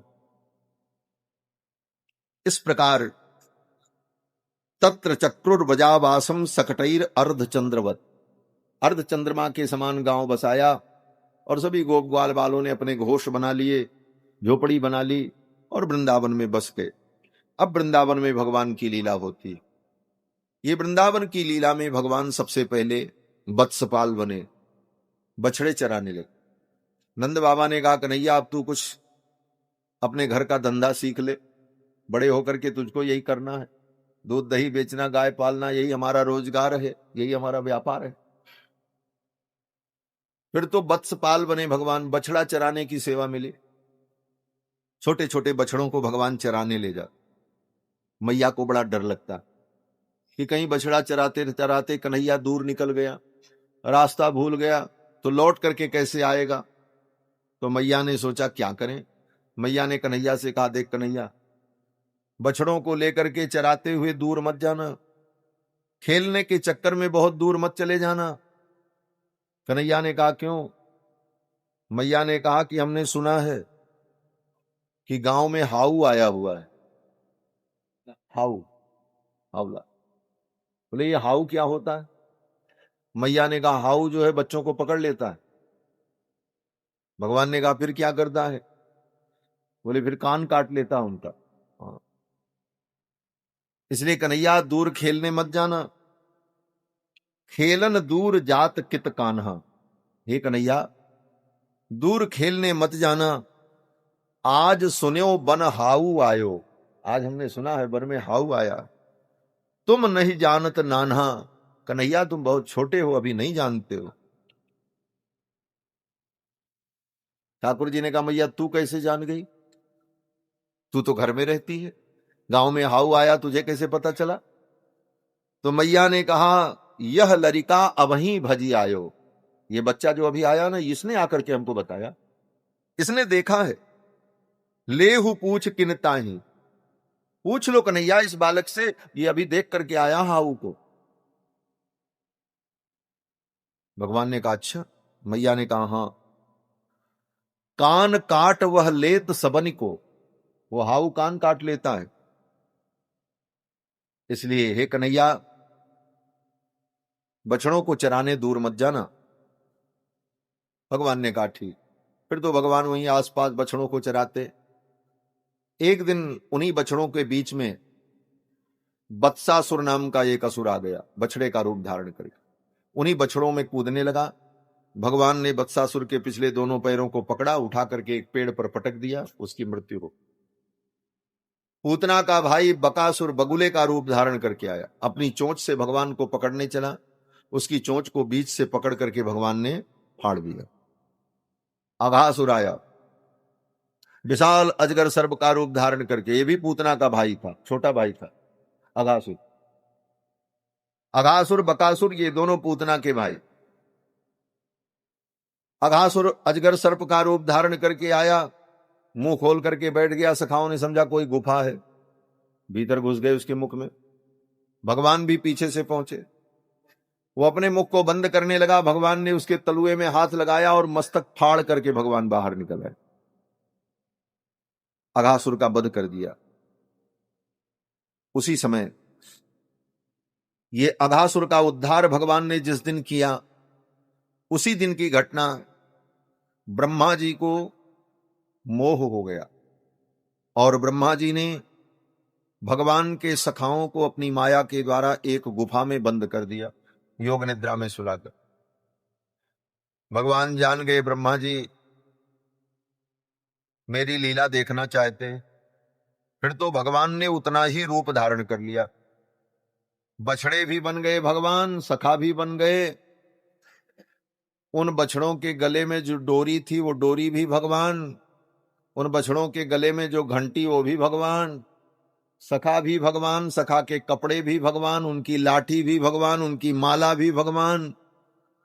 सुखदेव जी कहते हैं यावत वत्सप वत्स काल्पक बपुर यावत करांघ्रादिकम यावद यष्टि विषाण वेणु दलशिक यावत विभूषांबर यावत क्षीर गुणाभिधाकृत वयो यावत विहारादिकम सर्वम विष्णुमयम गिरोंगवदजः सर्वस्वरूपो बभौ। भगवान सर्व रूप हो गए, सब रूप धारण कर लिया। इस कथा का तात्पर्य क्या है? और इस कथा का तात्पर्य है कि वेद तो कहता है सर्वम विष्णुमयम जगत, सारा संसार विष्णुमय है, लेकिन ये बात समझ में कैसे आवे? तो भगवान ने कहा तुमको समझ में नहीं आ रहा है तो लो मेरी लीला देख करके समझ लो। मैं ही सब कुछ हूं, भगवान ही बछड़ा, भगवान ही गोप ग्वाल बाल, भगवान ही उनकी लाठी, भगवान ही उनके कपड़े, सब भगवान। ये लीला करके दिखा दिया भगवान, सर्वरूप लीला। बाद में ब्रह्मा जी आए और भगवान से बड़ी लंबी क्षमा प्रार्थना की, स्तुति की। नौमीड्यते भ्रवपुषे तडिदंबराय, ब्रह्मा जी स्तुति करके विदा हो गए। भगवान ने ब्रह्मा से बात तक नहीं की। 1 वर्ष तक भगवान इतने रूपों में ब्रजमंडल में रहे और किसी को पता नहीं चला। असली सखा जब 1 वर्ष बाद गुफा से बाहर आए तो उनको भी नहीं पता चला। उनको लगा कि हम सवेरे आए थे गाय चराने, अब शाम को अपने घर चल रहे हैं। 1 वर्ष बीत गया था और शाम को पहुंच करके घर में जाकर के उन गोपवाल वालों ने बताया आज तो कन्हैया ने अघासुर को मारा, जबकि 1 वर्ष हो चुका था अघासुर का उद्धार किए। दूसरे दिन जब जंगल में गए तो देखा वो अघासुर का शरीर सूख करके कंकाल हो गया। गोप ग्वाल वालों को बड़ा आश्चर्य हुआ, कल ही कन्हैया ने मारा और आज ये सूख करके कंकाल हो गया, इतना जल्दी ऐसे कैसे हो गया, जबकि 1 वर्ष बीत चुका था। फिर बच्चे क्या करते थे? बोले बच्चे उसी अघासुर के पेट में घुस जाते थे और जाकर के लुका छिपी का खेल खेलते थे। वो अघासुर बड़ा विशाल सर्प था, उसका मांस गल गया, हड्डियां थीं और ऊपर का चमड़ा था, तो बड़ा विशाल सुरंग जैसा पड़ा था। तो बच्चे क्या करते थे? बोले जब खेलने जाएं तो लुका छिपी का खेल खेलें तो उसी के पेट में घुस जाते थे, जाकर के छिप जाते।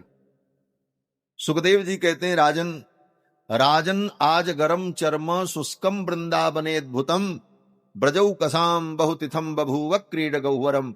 उन बच्चों के क्रीड़ा का वो विषय बना रहा। भगवान ने अघासुर का उद्धार किया और ब्रह्मा जी को अपनी दिव्य लीला का अनुभव कराया।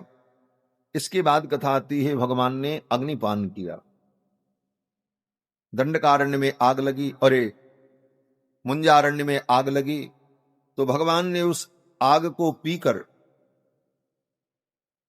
उन गोप ग्वाल बालों की रक्षा की। जंगल में आग में सभी गोप ग्वाल बाल घिर गए। भगवान ने कहा अपनी आंखें बंद करो। सखाओं ने आंख बंद की और भगवान ने मुख खोला और सारी अग्नि को पी गए।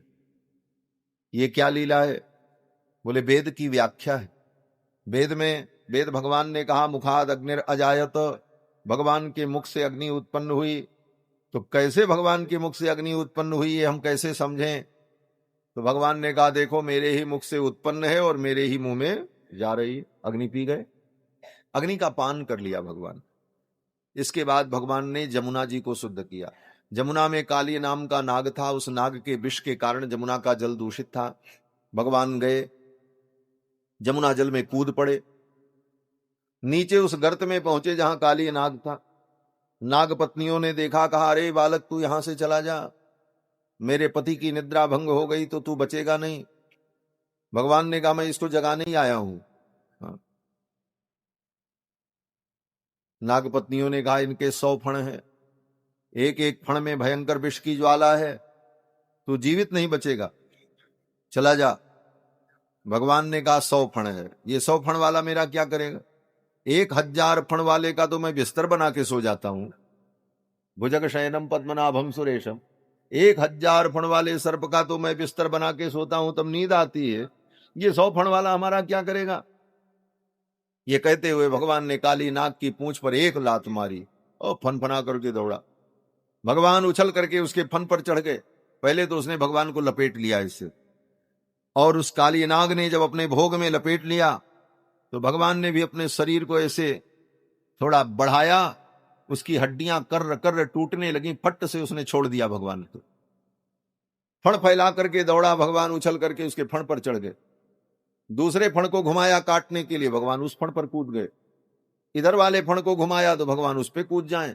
जिस फण को भगवान को काटने के लिए घुमावे, भगवान उसी फण पर कूद जाए। उसके घुमाने का क्रम और भगवान के कूदने का क्रम इतना नपा तुला था और इतने समय में वो होता था। जैसे संगीत में ताल होती है, उस ताल में एक भी मात्रा कम ज्यादा हो जाए तो ताल बेताल हो जाती। और भगवान अपने चरणों से जो ताल प्रकट कर रहे थे काली नाग के फण पर, वह इतना लयबद्ध था और इतनी मात्राओं में अनुविद्ध था कि देवता भगवान की इस लीला को देख करके आश्चर्यचकित हो गए। आकाश में गंधर्व प्रकट हो गए। गंधर्वों ने अपने मृदंग को बजाना शुरू किया और मृदंग की जैसे थाप लगती उसी प्रकार भगवान के चरण चलने लगे महाराज काली नाग के फण पर। और भगवान ने काली नाग के फण पर तांडव नृत्य किया। तच्चित्र तांडव विरुक्न फणात पत्रो रक्तम मुखैरुरबमन नृपभग्न गात्र स्मृत्वा चराचर गुरुम पुरुषम पुराणम नारायणम तमरणम मनसा जगाम। काली नाग के फण पर भगवान ने तांडव नृत्य किया। तांडव गति मुंडन पर नाचत बनमाली पम पम पम पग पटकत फम फम फम फनन ऊपर बिम बिम बिम विनति करत नाग बधु आली तांडव गति मुंडन पर नाचत बनमाली। काली नाग के फण पर भगवान ने तांडव नृत्य किया। नागपत्नियों ने स्तुति की। काली नाग जान गया ये भगवान है। नारायणम तमरणम मनसा जगाम। काली नाग ने भगवान की शरणागति की। भगवान ने काली नाग को क्षमा कर दिया और कहा देखो मेरी बात मान लो, ये जमुना जल छोड़ करके समुद्र में चले जाओ, रमणक द्वीप चले जाओ। काली नाग ने कहा जैसी आज्ञा। भगवान की आज्ञा मान करके काली नाग अपने परिवार के सहित रमणक द्वीप चला गया। जमुना जी का जल शुद्ध हो गया। जमुना को भगवान ने पवित्र किया। क्यों? बोले जल ही जीवन है। जल के स्रोत दूषित हो जाएंगे तो मानव का जीवन नहीं रहेगा। आज सारा विश्व जल के प्रदूषण से दूषित है। और वो काली नाग क्या था? विष से भरा हुआ काली नाग जमुना में आ गया। किसी भी पवित्र नदी में काली नाग आ जाए। आज का काली नाग कौन है? बोले बड़े बड़े काले काले जो गंदे नाले हैं वही काली नाग है। शहरों का कचरा काली नाग है मानो। और नदियों में ले जाकर के जो मिलाया जा रहा है उससे नदी का जल भी दूषित हो जा रहा। भगवान ने जमुना जल को शुद्ध किया, काली नाग का उद्धार किया। इसके बाद कथा आती है कि भगवान ने अब गोचारण प्रारंभ किया। भगवान गोपाल बन गए। अभी तक वत्सपाल थे, अब गोपाल हो गए। कार्तिक के शुक्ल पक्ष की अष्टमी को गोपाल पद पर भगवान की प्रतिष्ठा हुई और भगवान बंसी बजाते हुए गायों के पीछे पीछे गाय चराने जाते नंगे पांव। वृंदारण्यम स्वपद रमणम प्राविशद गीत कीर्ति। और बंशी बजाते हुए भगवान मोर मुकुट धारण करके पीतांबर पहने हुए जब गोचारण के लिए जाते तो गोपियां भगवान के वंशी की ध्वनि को सुनकर कृष्ण प्रेम में उन्मत्त हो गई और गोपियों ने एक गीत गाया। इसका नाम है वेणु गीत। भगवान के वेणु की वंशी की बड़ी प्रशंसा की गोपियों ने। अरे सखी, ये बंसी कितनी सुंदर बज रही है, देखो देखो। इस बंसी ने कौन सा पुण्य किया था कि गोविंद के अधरों पर विराज रही है। गोपियों ने बंशी का वर्णन, बंसी की ध्वनि का वर्णन और उस बंसी के स्वर को सुनने वाले जो पशु पक्षी थे उनका वर्णन इस ब्याज से, ब्याज माने बहाना, इस बहाने से गोपियां अपने हृदय के अनुराग को व्यक्त करती। गोपियों ने गीत गाया, वेणु गीत, और उनके मन में गोविंद को प्रियतम के रूप में, पति रूप में पाने की अभिलाषा उत्पन्न हुई। और फिर गोपियों ने 1 महीने का कात्यायनी देवी का व्रत किया। हेमंत ऋतु के प्रथम महीने में 1 महीने का गोपियों ने व्रत किया और कात्यायनी देवी से प्रार्थना की कि नंद गोप के पुत्र जो कृष्ण हैं उनको मेरा पति बना दो। नंद गोप सुतम देवी पतिम में कुरुते नमः। इस लीला में भगवान ने उन गोपियों के वस्त्र को चुराया, चीरहरण लीला की। गोपियां स्नान करने जाती, अपना वस्त्र नदी के तट पर रखकर निर्वस्त्र होकर के नहा लेती थी। क्यों? बोले वस्त्र सूखेंगे नहीं, तो भिगोने से अच्छा है कि इनको बाहर रख दें, ऐसे नहा करके फिर आके कपड़े पहन ले। निर्वस्त्र होकर के नहाना ये वरुण देवता के प्रति अपराध है। भले सुरक्षित स्थान हो,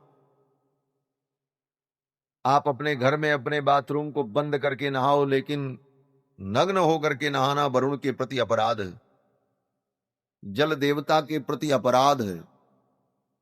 और उस अपराध से उसके कर्म, उसके अनुष्ठान क्षीण हो जाते हैं, नष्ट हो जाते हैं। गोपियां भी नग्न होकर के स्नान कर रही थीं। भगवान ने देखा इनका अनुष्ठान बिगड़ जाएगा, इन्हें शिक्षा देनी चाहिए, और भगवान आए और उन गोपियों के वस्त्रों को चुरा लिया। ब्रजे बसंतम नवनीत चौरम गोपांगनानाम च दुकूल चौरम। गोपियों के वस्त्र को भगवान ने चुराया, और सच्ची में भगवान ने चुराया, इसमें कोई छिपाने वाली बात नहीं। बहुत लोग इसको घुमा फिरा करके बातों को कहते हैं, ये भावना थी, ये तत्व था, तो ये ज्ञान था, फलाना था, ढमाका था। कुछ नहीं, सीधे सीधे भगवान ने गोपियों के वस्त्र को चुराया, बस। और मैं इसलिए कह रहा हूं कि दुनिया में सबसे बड़ा तार्किक दर्शन कोई अगर है तो न्याय दर्शन है। न्याय दर्शन का नाम ही तर्कशास्त्र है, और न्याय दर्शन के आचार्य विश्वनाथ पंचानन भट्टाचार्य अपनी न्याय सिद्धांत मुक्तावली के मंगलाचरण में कहते हैं, गोप वधूटी दुकूल चौराय। जो गोपियों के वस्त्र को चुराने वाले कृष्ण हैं, ऐसा तार्किक व्यक्ति इस बात को स्वीकार कर रहा है। कहते हैं गोप वधूटी दुकूल चौराय तस्मै कृष्णाय नमः। उन कृष्ण को मैं प्रणाम करता हूं जो गोपियों के वस्त्र को चुराने वाले। संसार मही रुहस बीजाय, जो संसार रूपी महावृक्ष के बीज हैं, जिनसे ये संसार उत्पन्न होता है। भगवान ने वस्त्रों को चुराया। गोपियां व्याकुल हो गईं। गोपियों ने देखा हमारे वस्त्र नहीं, पूछा कहां गए। देखा तब तक भगवान एक कदम्ब वृक्ष की डाली पर सारे कपड़ों को लेकर के बैठे हुए थे। गोपियां जान गई। गोपियों ने कहा, श्याम सुंदर मेरे वस्त्रों को दे दो। श्याम सुंदर ते दास्य करवाम तवोदितम। हे श्याम सुंदर, मैं आपकी दासी हूं, आप जो कहोगे वो मैं करूंगी। देहि वासांसी, मेरे वस्त्रों को दे दो। भगवान दे देते, लेकिन इतना कहते कहते गोपियों ने थोड़ा कुछ ज्यादा ही बोल दिया। क्या बोला? गोपियों ने कहा, देहि वासांसी धर्मज्ञ। हे धर्मज्ञ, आप तो धर्म को जानने वाले हो, मेरे वस्त्रों को दे दो। आपको यह अधर्म नहीं करना चाहिए। भगवान ने मन में सोचा, यही संसार है। स्वयं तो व्यक्ति अधर्म करता है, लेकिन सामने वाले से धर्म की अपेक्षा करता है।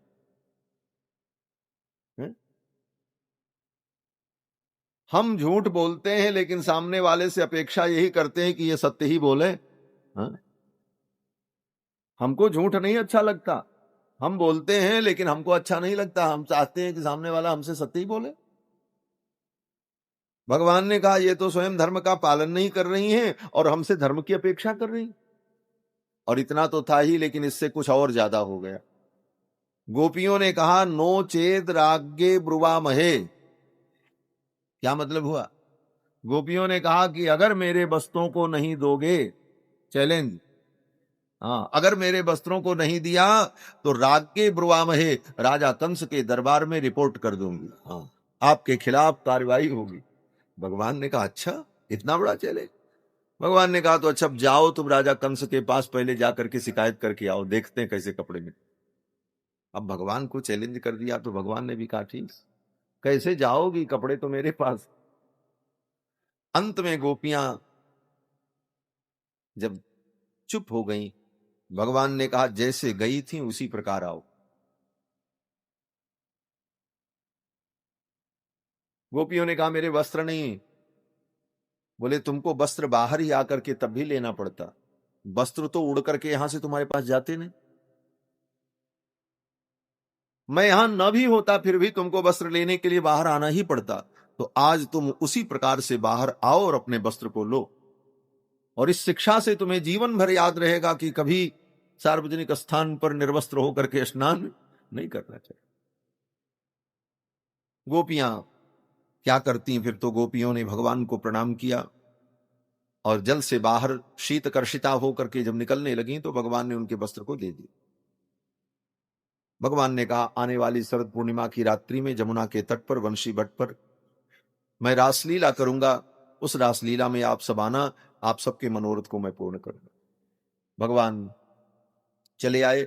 इसके बाद कथा है कि भगवान ने मथुरा के उन ब्राह्मणों पर कृपा की, यज्ञ पत्नियों पर कृपा की।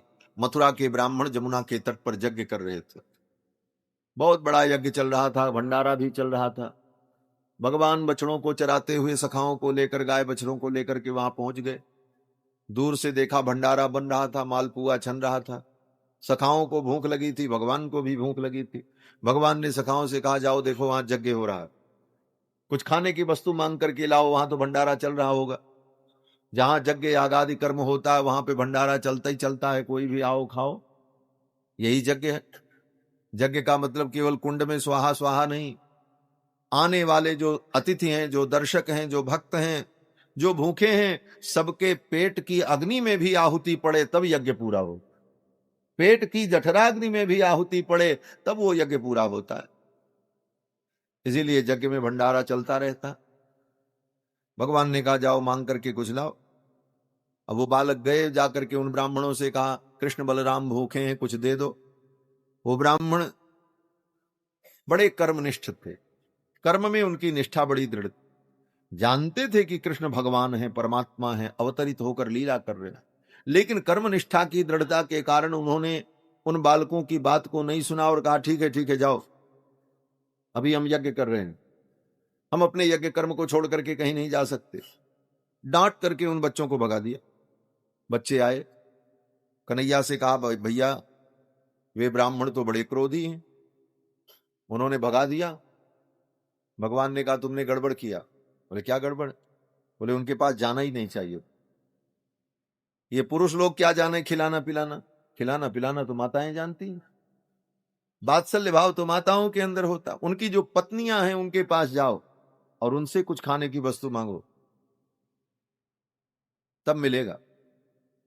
बच्चे फिर आए और जजमान की जो पत्नी थी, ब्राह्मणियां थी, उनसे जाकर के कहा श्याम सुंदर श्री कृष्णचंद्र और बलदाऊ भैया भूखे हैं, हम सब सखा भूखे हैं, कुछ खाने की वस्तु हो तो दे दो। वो ब्राह्मण की पत्नियां भी जानती थीं भगवान परमात्मा कृष्ण और बलराम के रूप में अवतरित होकर के ब्रज में लीला कर रहे हैं। दर्शन की अभिलाषा उनके मन में थी कि हम भी कभी दर्शन करें कृष्ण बलराम का। जब ये बात पता चली कि भूखे हैं और यहीं आए हुए हैं, उन ब्राह्मण पत्नियों ने कहा चलो चलो हम अपने हाथ से उनको भोजन कराएंगे। और थाली ली, थाली में सारा सामग्री रखा, मालपुआ, पूड़ी, कचौड़ी, घेवर, हलवा, सब व्यंजन रख लिया और लेकर के वो ब्राह्मणियां चल पड़ी। जब जाने लगी तो ये ब्राह्मण जो थे उनके पति, उन लोगों ने इशारे से रोका, रुको। क्यों?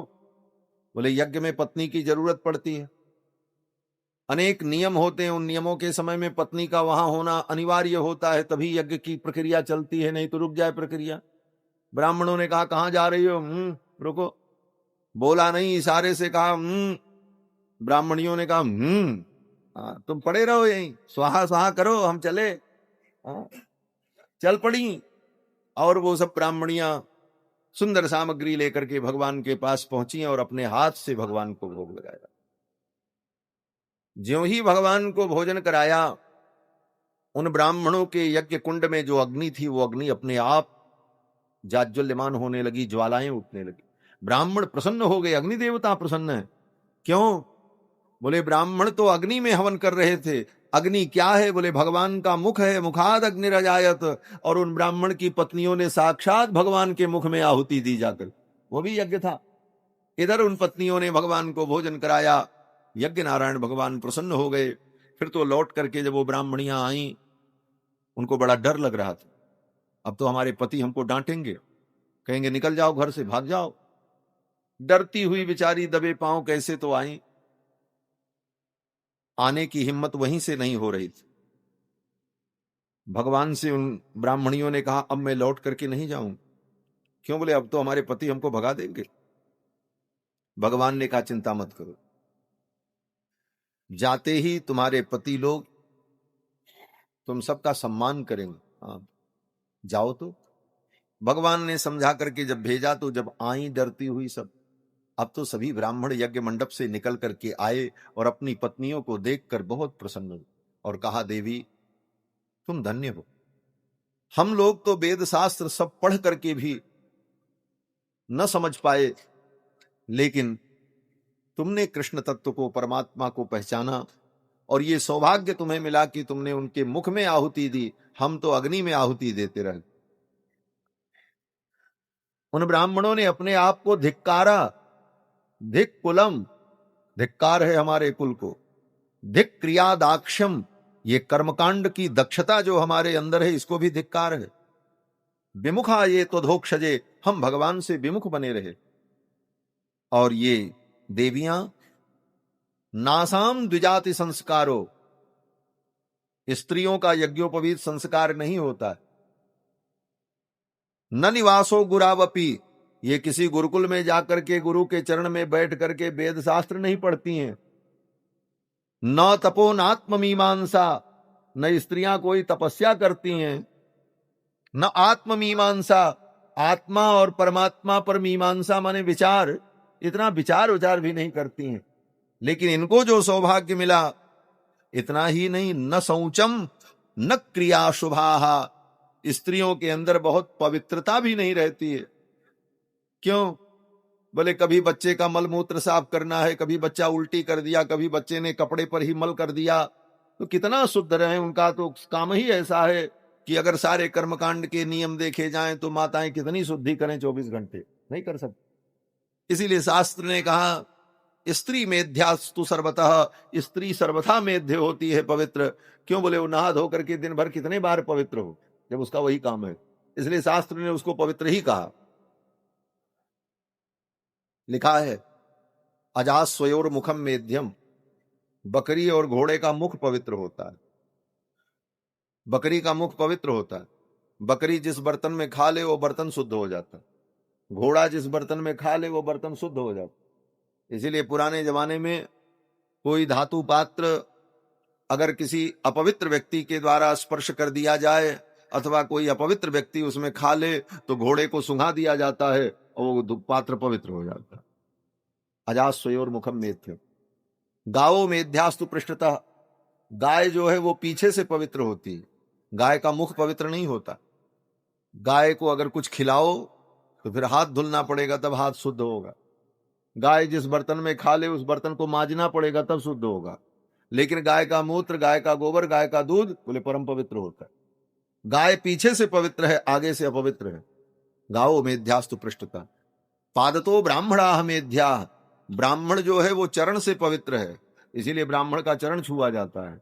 उसका मस्तक, उसका पीठ, उसका हाथ नहीं मिलाया जाता, चरण छुआ जाता। क्यों? बोले वो चरण से पवित्र है। पादतो ब्राह्मणा मेध्या, स्त्री मेध्यास्तु सर्वतः, शास्त्र ने कहा स्त्री सर्वथा पवित्र है, शास्त्र ने अनुमति दे रखी। तो वे ब्राह्मण बड़े प्रसन्न हुए और अपनी उन पत्नियों का बड़ा सम्मान किया। इसके बाद कथा आती है, भगवान ने इंद्र का मान मर्दन करने के लिए इंद्र की पूजा का निषेध किया और गोवर्धन की पूजा कराई।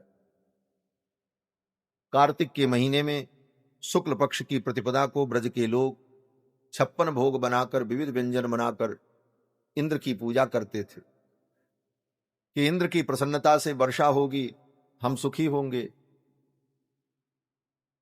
इंद्र के पूजा की तैयारी चल रही थी। भगवान ने सोचा इसी समय इंद्र का अभिमान नष्ट करना चाहिए। कालात्मना भगवता शक्रदर्पम जिघाम सता। इंद्र के दर्प को दूर करने के लिए भगवान ने ये लीला की। इंद्र को बड़ा अभिमान कि मैं देवताओं का राजा हूं। भगवान को सब कुछ अच्छा लगता है, अभिमान अच्छा नहीं लगता। किसी भी प्रकार का अभिमान अगर आपके जीवन में आया तो ठाकुर जी वो अभिमान मिटा देंगे। जन अभिमान न राखें खाओ। अपने जनों का अभिमान वो मिटा देते हैं। नारद जी को अभिमान आ गया, भगवान ने मिटा दिया। मिटाने में देर नहीं लगती। कितना भी सन्निकट क्यों न हो भगवान के, लेकिन अगर अभिमान आया तो ठाकुर जी उस अभिमान को मिटा देते। हां, 2 प्रकार का अभिमान ऐसा है कि वो 2 अभिमान अगर रहे तो भगवान प्रसन्न होते। कौन अभिमान? बोले एक अभिमान तो ये है कि अस अभिमान जाई जन भोरे, मैं सेवक रघुपति पति मोरे। मैं भगवान का हूं, भगवान हमारे हैं, इस बात का अभिमान हो। यह अभिमान तो होना ही चाहिए। और दूसरा अभिमान अपने गुरु के प्रति अभिमान, अपने आचार्य के प्रति अभिमान। मेरे आचार्य इतने महान हैं। अपने आचार्य के ऊपर जिस शिष्य को अभिमान हो, वह अभिमान ही उस जीव के उद्धार का कारण बन जाता। आचार्याभिमान कहते हैं इसको। अपने आचार्य पर शिष्य को अभिमान हो, मेरे गुरु इतने महान हो। तो ये 2 अभिमान, आचार्याभिमान और भगवान मेरे हैं, इस बात का अभिमान, ये 2 अभिमान जीव का कल्याण कर देता है। लेकिन इसके अतिरिक्त जो अभिमान है, जाति विद्या महत्वंच रूप यौवन में वच। जाति का अभिमान, विद्या का अभिमान, रूप का अभिमान, धन का अभिमान, ये व्यक्ति को भगवान से दूर कर देता। ये भक्ति के कांटे हैं। जाति विद्या महत्वंच रूप यौवन में वच यत्नेन परित्याज्या पंचैते भक्ति कंटका। ये भक्ति के 5 कांटे। इंद्र को बड़ा अभिमान कि मैं देवताओं का राजा हूं। भगवान ने सोचा इसी अवसर पर इनका अभिमान चूर हो। देवराज इंद्र राजा हैं और उनकी पूजा के लिए इतनी बड़ी तैयारी थी। भगवान ने सोचा ये पूजा बंद करा दें, बस इनका अभिमान खत्म हो जाए।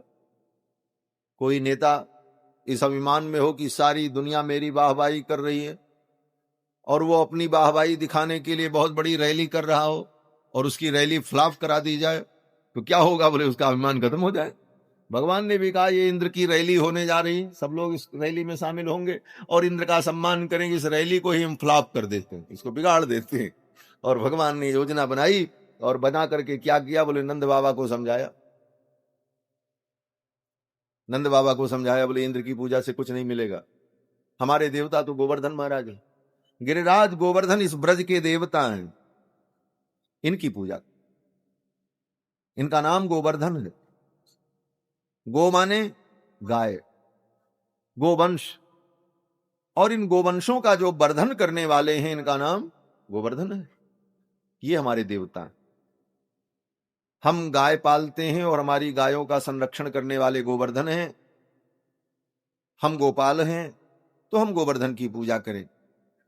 कन्हैया ने ऐसा समझाया महाराज, नंद बाबा को समझ में आ गया। नंद बाबा ने कहा कन्हैया ठीक है। फिर तो 56 भोग तैयार हुआ, विविध प्रकार के व्यंजन बने और बैलगाड़ियों पर रखा और गोप ग्वाल बाल सज धज कर गोवर्धन की यात्रा पर चल पड़े। छोटे छोटे बच्चों को बैलगाड़ी पर बैठा दिया, बूढ़ों को बैलगाड़ी पर बैठा दिया। जवान जो थे वो सब पैदल चलने लगे लाठी लेकर के हाथ में, नाचते गाते बढ़िया मूछों में इत्र लगाकर और बढ़िया छप्पक छुआ चंदन लगाकर, जैसे हमारे ब्रजवासी बरसाना से आए हैं। देखो यहां तक खूब चंदन छोपे हुए। ब्रज में इसको कहते हैं छप्पक छुआ चंदन। महाराज खूब घोरा और चपाचप छोप लिया यहां से यहां तक आदि खोपड़ी। अब महाराज सब छप्पक छुआ चंदन लगाकर मूछों में इत्र लगाकर, आंखों में काजल लगाकर, सिर में पगड़ी बांधकर, लाठी में तेल की मालिश कर कर, ये लाठी लेकर और सब नाचते कूदते ब्रजवासी बड़े उत्साह में वृंदावन से गोवर्धन के लिए चल पड़े। तो गोवर्धन को जाऊं मेरो वीर नायवाने मेरो मनवा। मैं तो गोवर्धन को जाऊं मेरो वीर नायवाने मेरो मनवा। सखी नायवाने मेरो मनवा, सखी नायवाने मेरो मनवा। नायवाने मेरो मनवा, सखी नायवाने मेरो मनवा। मैं तो गोवर्धन को जाऊं मेरो वीर नायवाने मेरो मनवा। मैं तो गोवर्धन को जाऊं मेरो वीर नायवाने मेरो मनवा। अरे सात कोस की मैं परिक्रमा, सात कोस की मैं परिक्रमा, सात कोस की मैं परिक्रमा, सात कोस की मैं परिक्रमा। जय हो, जय हो। मानस गंगा नहाऊं मेरो वीर नायवाने मेरो मनवा। मैं तो मानस गंगा नहाऊं मेरो वीर नायवाने मेरो मनवा। गोवर्धन को जाऊं मेरो वीर नायवाने मेरो मनवा। मैं तो गोवर्धन को जाऊं मेरो वीर नायवाने मेरो मनवा।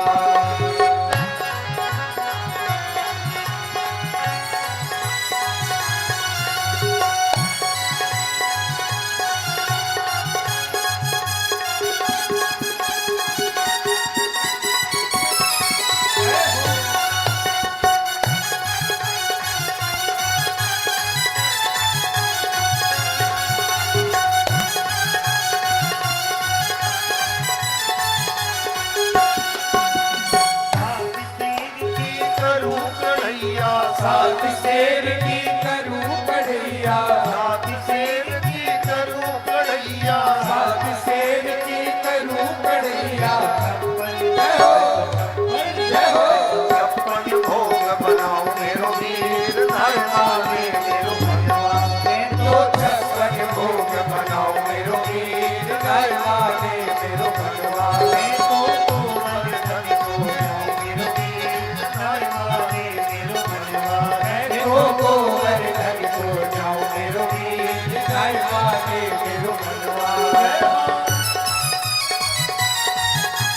बोलो गोवर्धन महाराज की जय हो।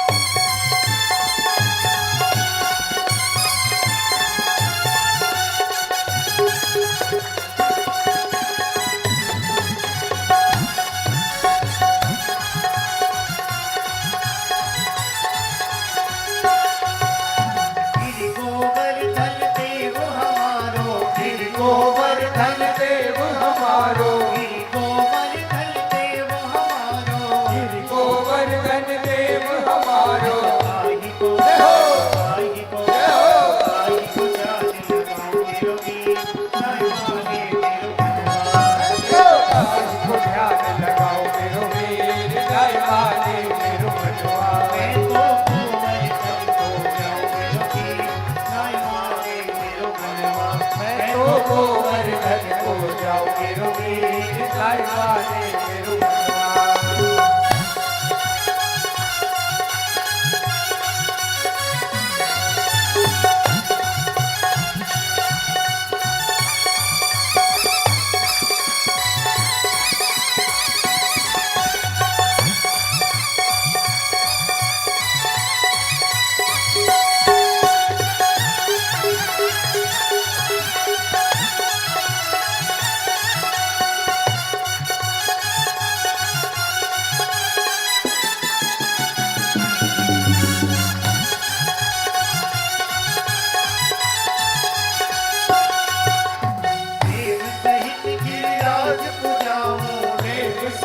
गिरज पुजाऊं प्रेम सहित गिरिराज पुजाऊं प्रेम सहित गिरिराज पुजाऊं प्रेम सहित गिरिराज पुजाऊं प्रेम सहित गिरिराज पुजाऊं प्रेम सहित गिरिराज पुजाऊं प्रेम सहित गिरिराज पुजाऊं।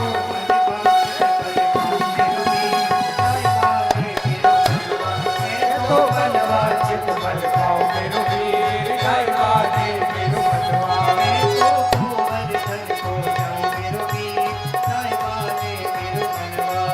तो गोवर्धन को जाओ मेरो वीर गाय वाले मेरो मनवा। चंद्र सखी भजपाल कृष्ण छवि चंद्र सखी भजपाल कृष्ण छवि चंद्र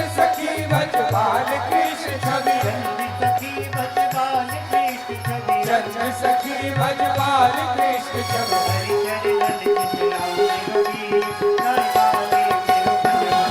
तो हरि चरण चितलाओ मेरो वीर गाय वाले मेरो मनवा। तो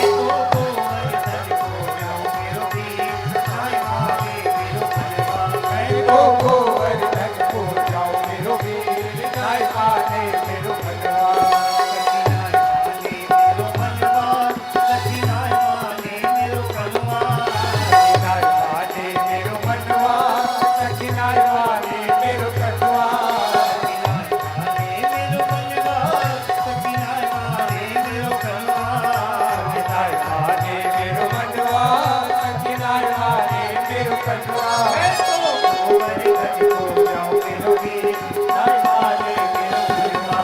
गोवर्धन को जाओ मेरो वीर गाय वाले मेरो मनवा।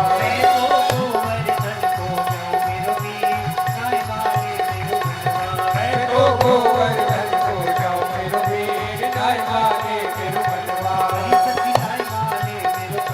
थोड़ी सखिनाय वाले मेरो मनवा थोड़ी सखिनाय वाले मेरो मनवा। बोलो श्री गोवर्धन महाराज की जय। श्री बालकृष्ण लाल की जय जय जय श्री राम। सभी ब्रजवासियों ने गोवर्धन महाराज की विधि पूर्वक पूजा की। भगवान ने कहा यही यज्ञ मुझे प्रिय है। भागवत में जो कहा कि जिस यज्ञ में विविध प्रकार के व्यंजन बने, देवताओं को आहुति हो, गायों की पूजा हो और ये सब करने के बाद वो प्रसाद लोगों को पवाया जाए, ब्राह्मणों को, क्षत्रियों को, गोपों को, दीनहीनों को, चांडालों को, अंत्यजों को, सबको भोजन कराया जाए। दैतो मखः, ऐसा यज्ञ मुझको अत्यंत प्रिय है, भगवान ने कहा। और फिर ब्रजवासियों ने ऐसे ही किया और फिर गोवर्धन महाराज का कीर्तन किया और गोवर्धन महाराज की परिक्रमा की। कितनी बड़ी परिक्रमा, बोले 7 कोस की दय पर कम्मा, मैं तो मानस गंगा नहाऊं मेरो वीर। सबने गोवर्धन महाराज की परिक्रमा लगाई और कीर्तन किया। तो आइए हम सब लोग गोवर्धन महाराज की आरती करें और कीर्तन के साथ, और फिर आज की कथा का विराम होगा। आगे की लीला का वर्णन कल के सत्र में करेंगे। श्री गोवर्धन महाराज महाराज तेरे माथे मुकुट विराजिलो। श्री गोवर्धन महाराज महाराज तेरे माथे मुकुट विराजिलो। तुम्हें पानी चढ़े तुम्हें फूल पे पान चढ़े तो पे फूल चढ़े, तो पे पान चढ़े तो पे फूल चढ़े, तो पे पान चढ़े तो पे फूल चढ़े, तो पे चढ़े जय हो, पे चढ़े दूध की धार, आधार तेरे माथे मुकुट विराज रहो, पे चढ़े दूध की धार, आधार तेरे माथे मुकुट विराज रहो। श्री गोवर्धन महाराज, महाराज तेरे माथे मुकुट विराज रहो। श्री गोवर्धन महाराज, महाराज तेरे माथे मुकुट विराज रहो। तेरे गले में कंधा सोने को, तेरे गले में कंधा सोने को, तेरे गले में कंधा सोने को, तेरे गले में कंधा सोने को, पे जय हो, पे जय हो, पे हीरा लाल, लाल तेरे माथे मुकुट विराज रहो। चोरी पे हीरा लाल, लाल तेरे माथे मुकुट विराज रहो।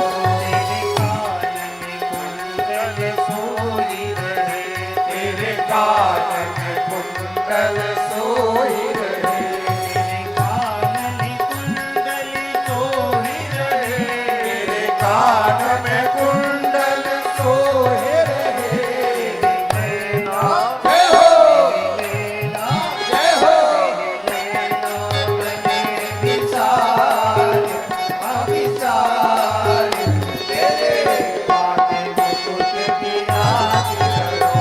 श्री नैना बने विशाल, विशाल तेरे माथे मुकुट विराज रहो।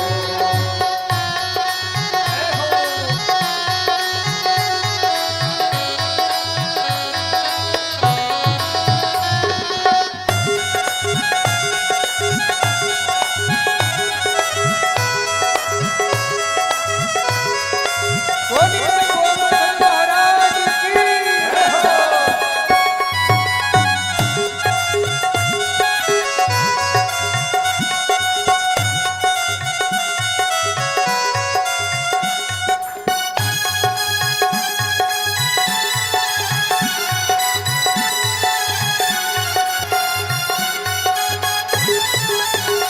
तेरी सात कोस की परिक्रमा, तेरी सात कोस की परिक्रमा, तेरी सात कोस की परिक्रमा, तेरी सात कोस की परिक्रमा, सात कोस की परिक्रमा, तेरी सात कोस की परिक्रमा।